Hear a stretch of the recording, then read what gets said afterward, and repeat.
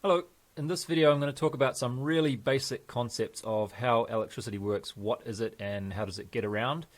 Let me just say straight away that this is something that you don't really need to know to build a quadcopter. You can skip right over this video and you should be fine, but this is good fundamental background knowledge to have, and I may just refer to something in a future video and say, as you know from episode 3, blah blah blah, and in situations like that, you might just want to know what I was talking about. Anyway, let's get on with it. Technically, electricity is all around us in that everything has some level of electrical charge on it. So this, the surface of the desk, the surface of my skin, the mouse here, but we never really see anything manifesting from this because they're all pretty much about the same level of charge. And as soon as you touch something together, the charge sort of equalizes between them. But we can make electricity useful for us by setting up a situation where we have charge that is not equal, and we control the transition of charge from one place to another. So, for example, in something like this 9-volt battery, we know that the charge on these two terminals is significantly different, much more different than between my hands and the desk, for example. So unlike everything else in the room around me, there's a kind of an imbalance between these 2 points in that the charge would really like to get across this gap and equalize itself, but we're not going to let it do that until we say so, and we've done that by setting up a certain brew of chemicals in here that will separate the charge and cause an intentional imbalance at these 2 points. And we can measure the difference in charge between 2 points by using a voltmeter like that. So this is a 9-volt battery showing us about 9 volts. And you can think of a volt as measuring how strong the electrical force is between these 2 points.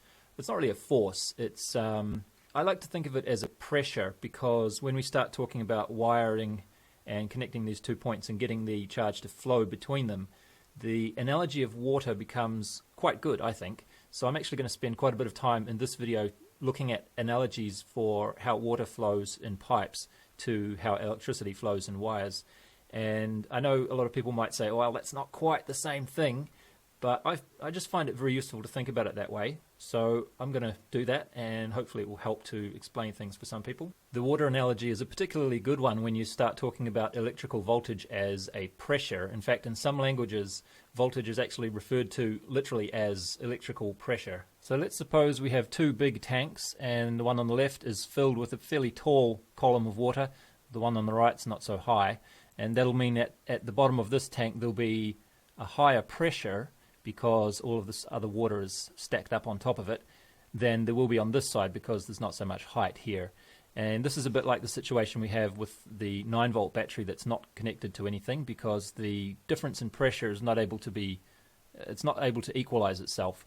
But if we were to connect these 2 points with something that can conduct that pressure between one location to the other, for example, in the water analogy it would be a pipe of water, and for the electrical analogy we could put a piece of wire across, or something that will be a good conductor of charge, and that will cause, the difference in pressure will cause the water to flow through here, or the electricity to flow through from one side to the other.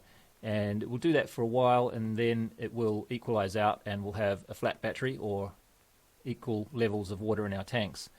But during this time that we have this current flowing through the pipe, this transfer of energy can be quite useful to us if we are clever. And in the case of water, we do things like this. This is probably the best example I can think of. In a hydroelectric dam or hydroelectric power station, we build a big dam like this and make sure we have a big tall stack of water. So there's lots and lots of pressure at the point where the water is being taken in, and we shove that water through a hydraulic turbine, it spins a generator, and we can use that to generate electricity. And if you stack enough water up on top of itself, you can get some pretty impressive pressures. But back to our water tank example, we can see that it's the difference in height, or the difference in pressure between these 2 points, that gives rise for the potential to push some current through this pipe. And in the electrical situation, this potential, or this difference in pressure, is what we were measuring in volts just before. To measure the height of water in a tank, you would probably use something like feet or meters. So we could say that the tank on the right has 4 meters of water in it, and the tank on the left has 14 meters of water. And for measuring electrical pressure, we were using units of volts. So we could also say that the potential at this point was 4 and the potential at that point was 14. But as we just noticed before, it's only the difference in potential that's important. So we don't really care that this one is 4 and that's 14. What we care is that the difference in these 2 points is 10 volts or 10 meters, and if you want to use the water analogy. So instead of keeping track of the fact that this is 4, we could just say that let's call this 0 and this is going to be 10 because nothing can fall below 0. So let's say that instead of having 2 tanks, we just have 1 tank, the tank on the left, and the water is just going to fall out on the ground like that. So the height is the same. If you notice, I haven't changed the height. But we could call this point over here now ground, and this point at the highest potential location is 10 volts. So when we're dealing with electrical circuits, we like to think of the potential at each point in the circuit as being relative to ground. And if we look at some circuits here, these are just some random ones that I found on the net. They're quite often drawn with the convention of the positive pressure or the positive incoming voltage as coming in from the top, and then it will fall through here doing various clever things in these bits and pieces, and then it will come down here to the ground. This symbol with the 3 lines and an arrow formation means ground, and it's so common for everything to be connected relative to ground that we often don't even draw them as being connected. So you can see there's another one over here, so that means that this point and this point will actually be connected. And if we have a look at a few more diagrams, there's a big long rail here, and this rail, this whole section along the bottom, is actually connected to ground, as you can see there. So all of these things are going to ground, and it's important that the potential on the other side of this thing here is a certain potential relative to that point. And in this particular circuit, there's heaps of other points going to ground as well as there. And I have one more here. They haven't even drawn a rail along the bottom. All I've done is use these ground markers to show that everything at the bottom is connected there. Now, bear with me while I talk about this ground reference thing a little bit more, because newcomers to this whole electronics thing tend to forget about this sometimes, and it is important because the whole circuit will stop working if you don't get it right. So let's look at this example circuit for a moment, and let's suppose that instead of this being on one single circuit board, we wanted to split it up. Let's split it down this bit here, and we want to put it on 2 different circuit boards. So we'd cut it like that, and obviously circuit wouldn't work like that. But let's say we'd put this on one circuit board and we put that on another circuit board, and then we connect this line up here and this line there and that line there. So all those lines that we cut, we'll connect them by pieces of wire between the 2 circuit boards. And this is kind of like what we have on our quadcopter, where we have these circuit board thingies that we looked at earlier, and they're all connected by pieces of wire. So for example, you might have your receiver talking to the flight controller's talking to the ESC, and these are all circuit board thingies, and they need to be connected properly for them to work. So let's suppose we have our 2 separate circuit boards, and one of them wants to talk to the other one. This one could be, say, the flight controller, and this one could be the ESC. Doesn't really matter just what the circuit picture is. I've just used that random one from before, but we want to connect them up. So we might say, okay, we'll connect a wire between them and they can talk to each other. And the way that these things generally talk to each other is the sending side will raise the voltage in this wire from ground to 5 volts, and it will turn it off and on. So I've put it in dotted lines. Sometimes it puts it down to ground, sometimes it holds it at 5 volts, and in digital logic we call this high and low. And in the case of all our electronics on the quadcopter that are doing this kind of communication, they pretty much always run at 5 volts, I think. So 5 volts would be high, ground would be low. And it switches this off and on. It's not actually physically disconnecting the wire, of course. It's just doing this electrically inside its clever little brain. It's holding one of these pins on the outside, high or low, and it's switching it off and on at a certain speed that makes sense to the receiving side. And it's a little bit like Morse code. If you know Morse code, it's just a way of communicating over distances by turning either a light off and on or some kind of a sound. You know what Morse code is. Anyway, this is basically a similar kind of a thing. But unlike Morse code, with our circuit board communication, we have a couple of little complications that we need to deal with. One is the fact that we're not turning a light off and on, so technically it's not off or on, because it's never exactly 5 volts or 0. It could be 4.91 volts or something like that when it's going up and down.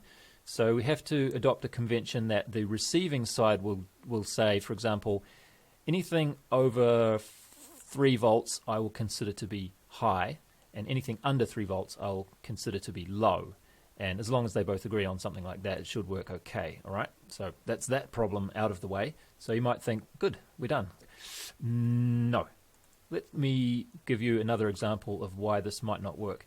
Let's say you have one of these laser pointer things, and you are standing on one side of the room, and your friend is standing on the other side of the room, and you have these boards like this that have the alphabet on them.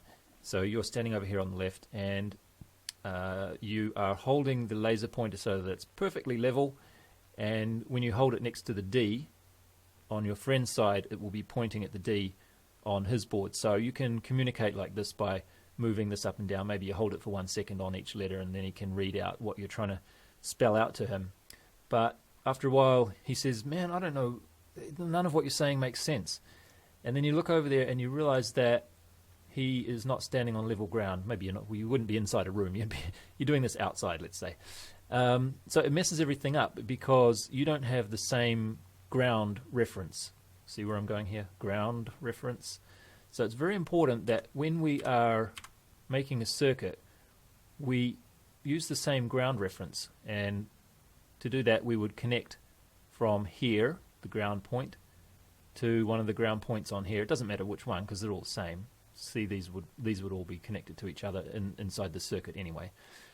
So once we have connected a ground point from this circuit to this circuit's ground point, then we would have a common ground reference. So it would be like your friend making sure that he is actually putting the bottom of his board in the right place. So just keep in mind that anytime you're trying to connect two components together, you're going to need at least 2 wires to go between them. Here's an example of that. So I have an ESC that I was controlling with this dial before in the earlier video, and you can see there's 2 wires on there. So there's a ground reference, that's the black one, and then there's the white wire, which is actually carrying the signal or the instructions for what the ESC should be doing. Now let's zoom in on that pipe where the water is leaving the tank for a minute. If this was just a plain old pipe, the water would be free to flow unopposed through the pipe. And this is probably a good point to note that if we have a lot of current flowing through the pipe, we need a large pipe to handle it, or the pipe might burst. And the same is also true for electricity. If we have a large current flowing between 2 points, we need to have a large enough wire to handle that current. But let's suppose we put something in this pipe to slow the water down, some baffles like this, and the water, it can still get through there, but when it meets this resistance, it's going to lose some of its energy because it can't just rush straight through. It's going to have to sort of meander its way all through there. So the pressure that we'll find on the incoming side will be higher than the pressure on the outgoing side. And the electrical equivalent of that is actually called a resistor because it resists the flow of electricity in the wire. And this is the electrical symbol for that. So if we have a high pressure on this side and a low pressure on this side, and if pressure is the potential to do some work, it's some energy in effect, the fact that we've wasted the energy of this water going through this resistor means that that energy has to have gone somewhere. And in the case of electricity, when we try and pass the electrical flow through a resistor, we end up with heat. And sometimes, depending on what kind of a circuit you're making, heat can be exactly what you want. For example, these things here are not really much more than huge, big resistors that get nice and hot. But when we're talking about quadcopters, generally we don't want heat at all. We don't want the motors to get too hot. We don't want the ESCs to get too hot. We don't want the battery to get too hot. We want to spend that energy that's in the battery on doing something useful instead of just getting things hot. Here's an example of a pretty common resistor. You've probably seen these in circuit boards here and there. It's getting a little large these days. A lot of circuit boards you'll actually find resistors that are much smaller, and I'll have to put a little arrow on the screen, I think, to show you what I mean here, but the ones on the circuit board, as you can see, are much smaller than the blue one that I'm holding in my left hand. So you might think, what's the point of having a big one if we can just make them smaller and save space? Well, the larger a resistor is in general, the more power it can dissipate. And as we saw before, dissipating power means turning it into heat, basically. So this resistor is able to get hotter than those smaller ones without damaging itself. And resistance is measured in ohms.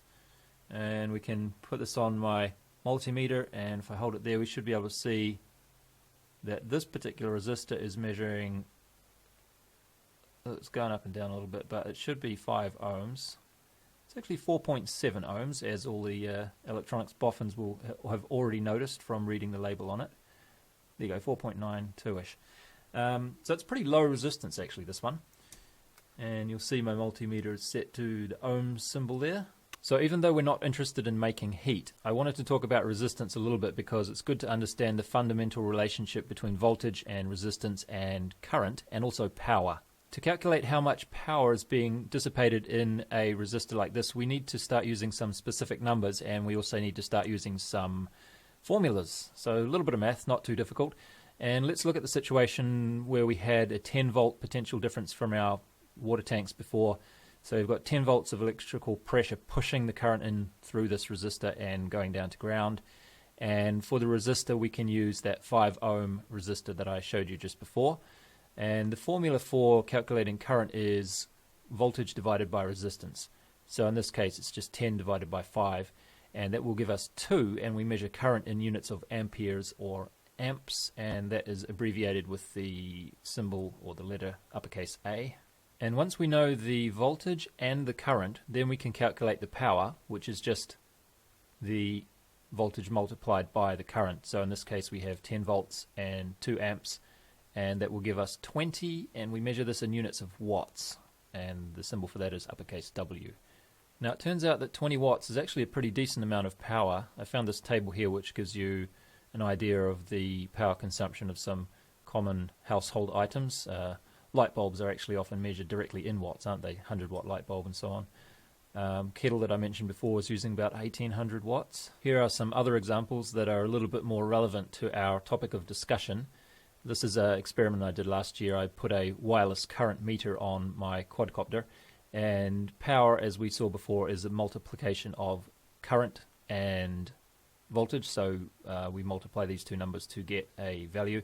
And in this case, this quadcopter weighing 1.4 kilograms used around about 150 to 360 watts. So the 150 was while it's just hovering, doing nothing, and 360 was when it's trying to fly straight up in the sky. Another example is this one, which is just over 500 grams, using 80 to 400 watts. Full throttle still uses a fair bit of power for this one. And the other thing I tried was on this car. So 16 is when it's just trundling along at a very slow crawling pace, and then the 180 watts was when it was doing a quick acceleration from standstill. Actually, these examples also give you an idea of what kind of current is used by these things too. So we've got 2 amps on this one, about 9 amps or so for that one, and 15 amps there. So now that we know how to calculate current and power, we also need to be aware that in the real world things are not always that simple. For example, if we take this 10 volt and 5 ohm example, well, I have a 9 volt and 5 ohm example here, which is pretty close. So are we going to get 20 watts of power out of this? Well, it'll be a little bit less than 20 watts of power. Are we going to get that much power out of here if I connect this across the terminals? No, because this battery is simply not capable of pushing that much current out between these two terminals. That doesn't mean it's a bad battery. Actually, it might be now that I've done that. But this battery was never made to push that kind of current. It was made for low current, long-term usage, like powering a smoke alarm for a year or something. I actually think I was going to use this in my multimeter. I'm not sure if it's very good anymore, but that's the kind of usage it's for. Now, would I be so keen to put the resistor across the terminals of this battery which can push that much power? No, I'm not going to do that. It would probably get very hot quite quickly. By the way, I have this other resistor which is also rated at 4.7 ohms, but this one also mentions on it a power rating 10 watts. And if we compare it in size to the other one that I was looking at, we can see that if we're going to expect to dissipate 20 watts of power, we should be expecting something at least twice as big as that.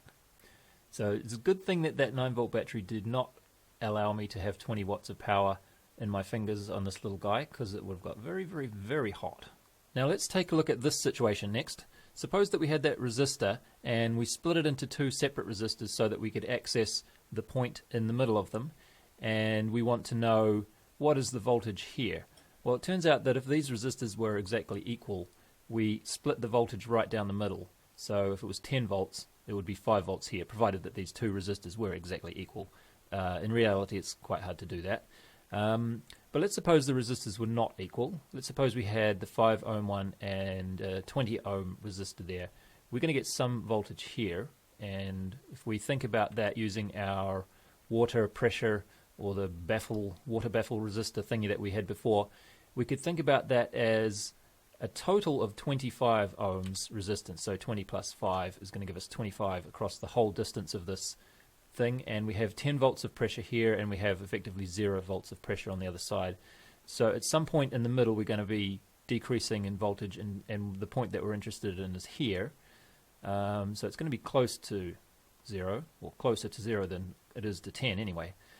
So we could calculate this by splitting this distance up into 25 units and taking 5 of those. So to put that in a sort of a equation, we could do 10 over 25 divided by 10 over 25 multiplied by 5, and that will give us 2. So at this point here, in an ideal situation, if this were perfect resistors at those values, we would have 2 volts. And this is quite a handy way to take a high voltage and convert it to a lower voltage, although it's not very efficient because all we're doing is pumping some electricity through this resistor here and wasting it, turning it into heat essentially. So the voltage drop, as it's called, across this component will be 10 minus 2. So there'll be 8 volts going through this resistor and not really doing anything useful. And this whole thing here is called a voltage divider, because we just take this voltage and we divide it up into whatever fractions we want to by using a couple of resistors like that. So that's kind of the main part of this topic covered, but there's a couple more things that I wanted to tell you about while I'm doing this. And like I say, you probably don't really need to know any of this to actually build a quadcopter, but since you're watching and since I made a few diagrams and I have a little demo to show you for each of them, let's also look at capacitors and transistors. Now, this diagram we're looking at here is my water analogy interpretation of what a capacitor might kind of behave like. So we have a big tank over here, which is that's our power source, our battery, and it's pushing our current through the wire or the pipe here. And then we have this tiny, tiny little bit of water in here. And what happens is that this starts off empty, and as the current comes through here, it will also, some of it will go up into here to a point where it equalizes with whatever the level is in the main portion. And then once that's charged up, so to speak, we can actually turn this part of the pipe off and on for whatever reason. We may want to do that intentionally, or there may be disturbances in the circuit which cause spikes of charge to be buffeting around in here. But for whatever reason, let's say that this incoming current is being turned off and on, and it's not stable. Even if it's turned off, for a brief moment of time, the charge that we have stored in this capacitor is able to flow out, and on this side of the pipe, we won't actually be aware of those disturbances going on over here. So we can have some rough currents sort of sloshing about on this side. But over here, hopefully we won't see that. We'll just see a steady stream of current coming out. So that's the idea of a capacitor. It's a very, very small temporary store of electricity. So let's have a look at an example of that. This is a capacitor here, fairly typical one, and the units of storage are in microfarads in this case, but we're not going to bother about that. Let me just charge this up from this battery, and hopefully this battery is still good for a charge. So that's all it takes. It charges and discharges very quickly, and now it's storing a little bit of charge on here, and I can discharge it using this little LED, and there's also a resistor in there as well, because I don't want it to discharge too quickly because we won't get to see it, and it may actually pop this LED too. So I'm just trying to reduce the flow, or resist the flow of electricity around here to a reasonable level, and hopefully I can hold this in front of the camera properly so you can see that the LED, lights up, and then it sort of quickly fades away because there's not much charge in here. Just a little bit, just enough to cover those temporary disturbances in power if we need to. Okay, the last thing I wanted to look at was transistors. There are many different types of transistors, but the usage that I wanted to look at was the one that shows up most conspicuously in our quadcopters, and that is their use as a power transistor, or a switch almost, and that is used to allow a low power circuit to control a high power circuit and switch it off and on. So if we just have a look at what's going on with this ESC here, we'll see over on the left we have two fairly large pipes carrying high pressure electrical charge in from our battery. That's going to be about 12 volts to 16 volts in most cases, and we have some large pipes going out there to the motor to carry that over there. And then we have these little wimpy looking wires here, black and white, as we saw before. These are going to be coming from our flight controller, and one is the signal and one is the return, or the ground. We have to have a circuit, right? The electricity has to come in and go back. And this circuit's going to be running at 5 volts. So the 5 volt circuit, we can't connect it directly to the 12 volts because the 12 volts will rush in to the flight controller and break something. So we have to use transistors, and there are a bunch of transistors in here which are switching off and on very quickly to control this motor, and we'll have a look at how that works in a future video. But let's put this highly sophisticated thingy away for a minute, and let's look at a little bit more simple application of a high power circuit being switched by a low power circuit. So I have here an LED, which I think this is a 3 watt LED, so it gets pretty bright, and there's a little driver board because these LEDs need to be kept at a constant current. You can't just pump in as much current as you like because they'll break. And I have a 12 volt battery approximately, and I can turn this circuit off and on manually by plugging it in, and well, yeah, that's pretty bright. Yeah, anyway, so I can do this manually all day long, but let's suppose that I don't want to do it manually. I want to have it controlled by, say, remote control or some other kind of circuit to do it for me. So that's my high power circuit. I'll just put that aside for a minute. And let's look at my low power circuit. The low power circuit is obviously low power. This is an Arduino Pro Mini, and this is running at 5 volts and not the 12 volts. So I can't just, I have a couple of wires on here. One is ground and one is on pin 13. Now this is only low current, so I can't just connect this up to that LED and expect it to be able to run it because it's not going to have enough power. It's a little bit like that 9 volt battery. It's too gutless. It's not going to be able to do it. But it is very intelligent, and we can program this thing and get it to do lots of clever stuff. We just have to interface the low power side with the high power side carefully. So let me just power this up, and I'll show you what's going on here. So this is just a USB 5 volts supply from my computer. And we can see the LED going off and on there. Every 3 seconds it will switch. And what's going on here is I wrote the little program on this Arduino, and all it's doing is switching pin 13 high or low. And what that means, as we saw before, is it's going to be either 5 volts or ground. And it turns out that pin 13 is also connected to this LED. That's why the LED is turning off and on. And if we connect up a voltmeter there, we can see the voltage switching between 0 volts and 5 volts. I'll just let you observe that for a minute.